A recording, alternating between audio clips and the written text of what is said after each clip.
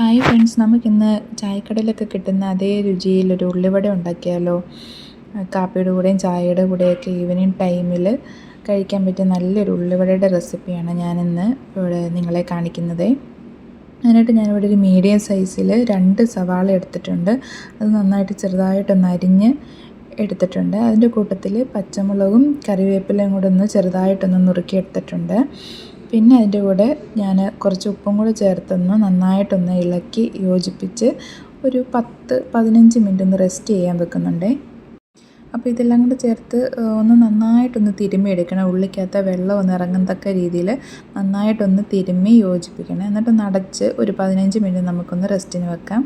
അപ്പോൾ 15 മിനിറ്റ് കഴിഞ്ഞതിന് ശേഷം തുറന്ന് നോക്കുമ്പോൾ ഇങ്ങനെയാണ് ഇരിക്കുന്നത്. ഉള്ളിക്കകത്ത് വെള്ളമൊക്കെ നന്നായിട്ടൊന്ന് ഇറങ്ങിയിട്ടുണ്ട്. അപ്പോൾ അതിൻ്റെ കൂട്ടത്തിൽ ഞാൻ കുറച്ച് പെരുംജീരകവും കൂടെ ആഡ് ചെയ്തിട്ടുണ്ട്.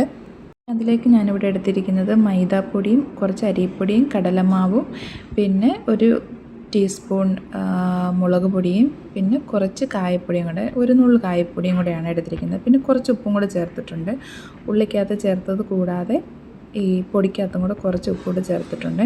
പിന്നെ അതെല്ലാം കൂടെ കുറേശ്ശെ ഒന്ന് ഉള്ളിക്കകത്തോട്ട് ചേർത്തൊന്ന് ഇളക്കി എടുക്കുന്നുണ്ട്. അപ്പോൾ ആ ഉള്ളിയുടെ വെള്ളത്തിൽ തന്നെ ആ മാവ് നമുക്ക് കുഴച്ചെടുക്കാൻ പറ്റുമേ. നമുക്ക് എക്സ്ട്രാ വെള്ളമൊന്നും ചേർക്കേണ്ട കാര്യമില്ല. അപ്പോൾ അങ്ങനെ ആ പൊടികളെല്ലാം കൂടെ നമ്മുടെ ആ ഉള്ളിക്കകത്തോട്ടൊന്ന് നന്നായിട്ടൊന്ന് ഇളക്കി യോജിപ്പിച്ചെടുത്ത് മാറ്റി വെച്ചതിന് ശേഷം നമുക്ക് അടുപ്പിൽ ചീനിച്ചട്ടി വെച്ചിട്ട് വെളിച്ചെണ്ണ ഒഴിക്കാമേ. ഇത് വെളിച്ചെണ്ണയ്ക്കകത്ത് വറുത്ത് കോരുമ്പോഴാണ് ഒന്നും കൂടെ ടേസ്റ്റ്. അപ്പോൾ അങ്ങനെ വെളിച്ചെണ്ണയൊക്കെ ഒന്ന് ചൂടായി വരുമ്പോഴേക്കും നമുക്ക് ആ മാവെടുത്ത് കയ്യിൽ ജസ്റ്റ് ഒന്ന് പരത്തിയിട്ട് ഒരു ചെറിയൊരു ഹോളും ഇട്ട് നമുക്ക് ആ എണ്ണയിലേക്ക് ഓരോന്നോരോന്ന് അങ്ങനെ ഇട്ട് കൊടുത്ത് വറുത്ത് കോരാം. അപ്പോൾ കുറച്ച് കഴിയുമ്പോഴത്തേക്ക് ഒരു 2 മിനിറ്റ് കഴിയുമ്പോഴേക്കും നമുക്കൊന്ന് മറിച്ചിട്ട് കൊടുക്കണം.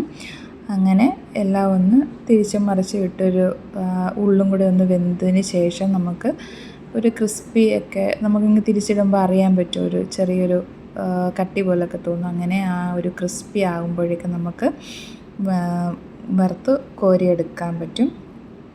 അങ്ങനെ നമുക്ക് ചായക്കടയിലൊക്കെ കിട്ടുന്ന അതേ ടേസ്റ്റ് തന്നെ നമുക്ക് വീട്ടിലും ഉള്ളിവട ഉണ്ടാക്കാൻ പറ്റും. അപ്പോൾ എല്ലാവരും ഒന്ന് ട്രൈ ചെയ്ത് നോക്കണേ. ട്രൈ ചെയ്തിട്ട് അഭിപ്രായം പറയണേ. അപ്പോൾ എൻ്റെ ചാനൽ ആദ്യമായിട്ട് കാണുന്നവരാണെന്നുണ്ടെങ്കിൽ എൻ്റെ ചാനലൊന്ന് സബ്സ്ക്രൈബ് ചെയ്ത് സപ്പോർട്ട് ചെയ്യാനും മറക്കല്ലേ. അപ്പോൾ ഇതാ നമുക്ക് ഉള്ളിവട ഇവിടെ റെഡി ആയിട്ടുണ്ട്. അപ്പോൾ എല്ലാവരും ഒന്ന് ട്രൈ ചെയ്യണേ. Thank you.